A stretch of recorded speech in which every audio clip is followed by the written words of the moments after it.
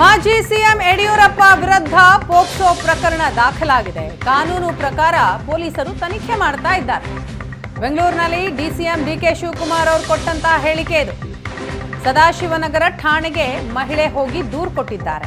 ಮುಖ್ಯಮಂತ್ರಿಗಳು ಕೂಡ ಈ ಬಗ್ಗೆ ಮಾಹಿತಿಯನ್ನ ಪಡೆದುಕೊಂಡಿದ್ದಾರೆ. ಇದೊಂದು ಸೂಕ್ಷ್ಮವಾದ ವಿಷಯ ಅಂತ ಡಿಕೆ ಶಿವಕುಮಾರ್ ರಿಯಾಕ್ಟ್ ಮಾಡಿದ್ದಾರೆ. ಈಗ ಈ ವಿಚಾರ ಏನು ತಾವೇನು ಪ್ರಸ್ತಾವನೆ ಮಾಡ್ತಾ ಇದ್ದೀರಿ, ಮಾಧ್ಯಮದಲ್ಲಿ ಏನು ಬರ್ತಾ ಇದೆ, ಅದಕ್ಕೆ ಹೋಮ್ ಮಿನಿಸ್ಟರ್ ಇದ್ದಾರೆ. ಹೋಮ್ ಮಿನಿಸ್ಟರ್ ನೋಡಿಕೊಂಡು ಹೋಮ್ ಮಿನಿಸ್ಟರ್ ಬ್ರೀಫ್ ಮಾಡ್ತಾರೆ.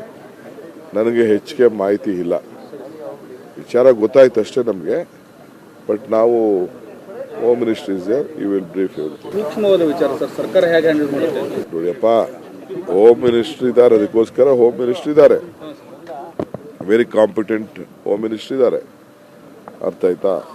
ನಾವು ಕಾನೂನ ಏನು ಹೇಳ್ತದೋ ಅವರು ಅದಕ್ಕೆ ಮಾತಾಡ್ತಾರೆ. ನಾನು ಇದಕ್ಕೆ ಇಂಟರ್ಫಿಯರ್ ಆಗೋಕ್ಕೆ ಮಾತಾಡೋಕ್ಕೆ ಇಲ್ಲ. ನಾನು ಪ್ಯೂರ್ಲಿ ಪಾಲಿಟಿಕ್ಸ್ ಮಾತಾಡೋಕ್ಕೆ ಬಂದಿದ್ದೀನಿ.